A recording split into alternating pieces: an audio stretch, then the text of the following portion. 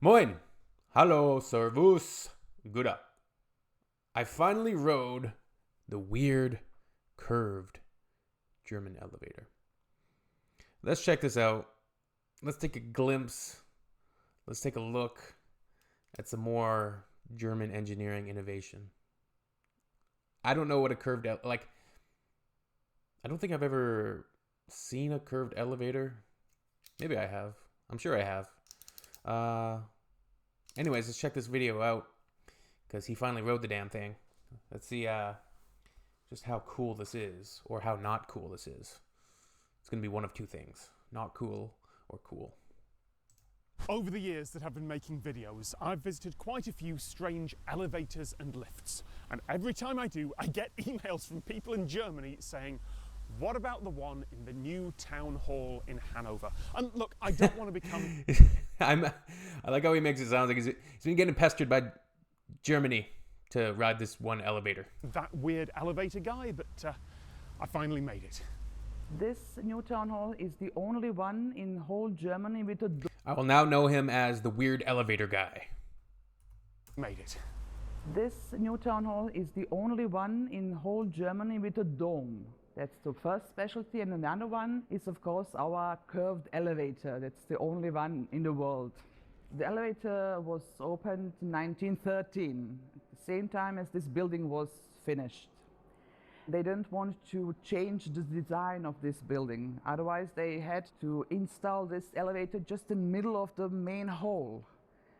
So they found one spot on this building, one small tower, and the elevator follows the form of the cupola.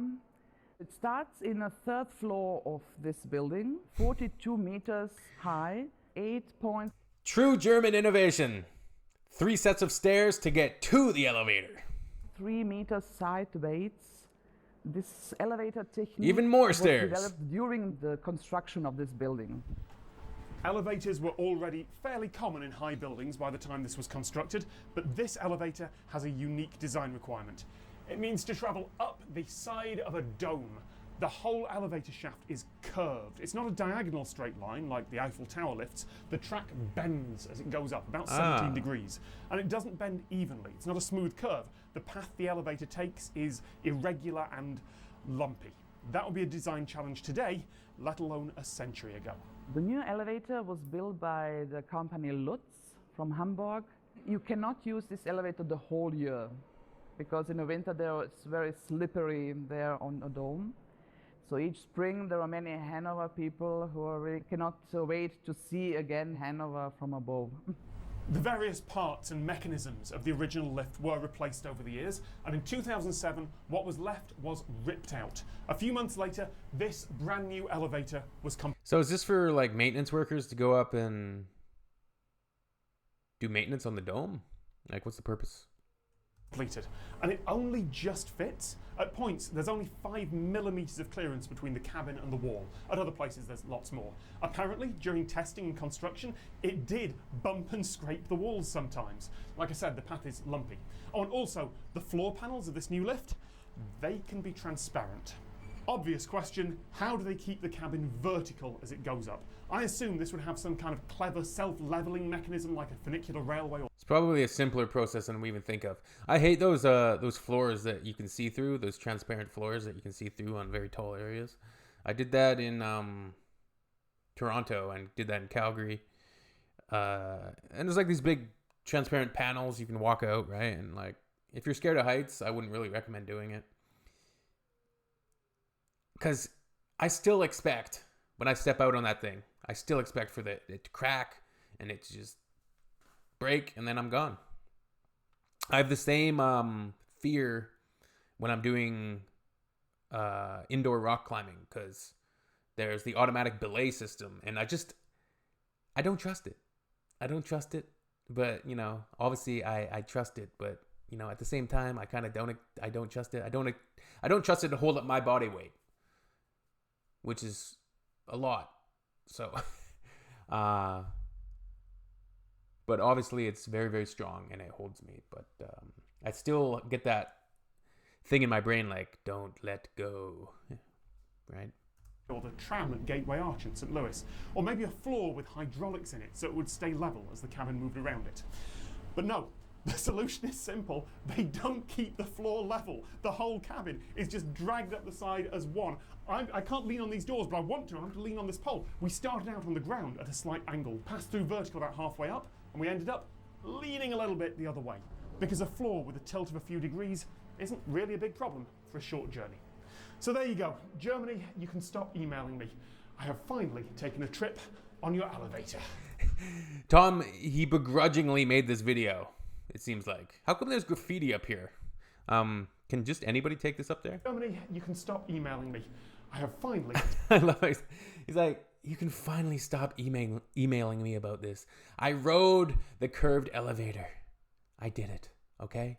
Stop emailing me. Taking a trip on your elevator. And more stairs. You had stairs, elevator, stairs.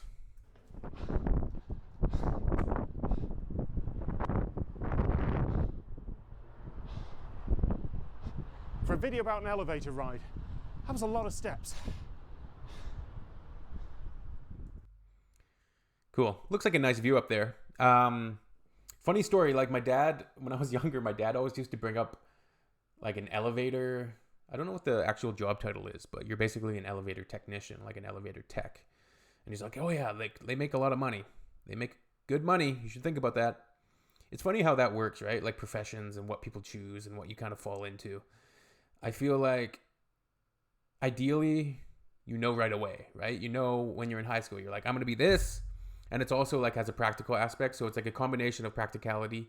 Like you can actually probably become that. Like there's a very high chance of you becoming that.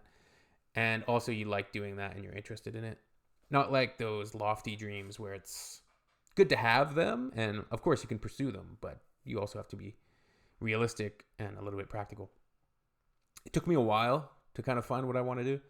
It took me years and years and years of kind of just floating through different jobs.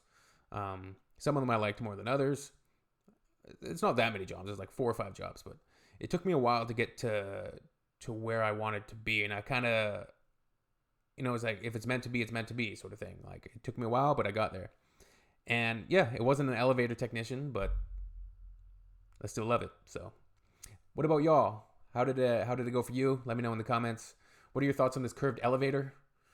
And what industry do you work in, or what do you do for a living, if you don't mind saying, just in a general, you don't have to be anything super specific. Like I work in, Hamburg on like these specific things, right? Or I work in Berlin at this specific address, like just general. All right. See y'all in the next one.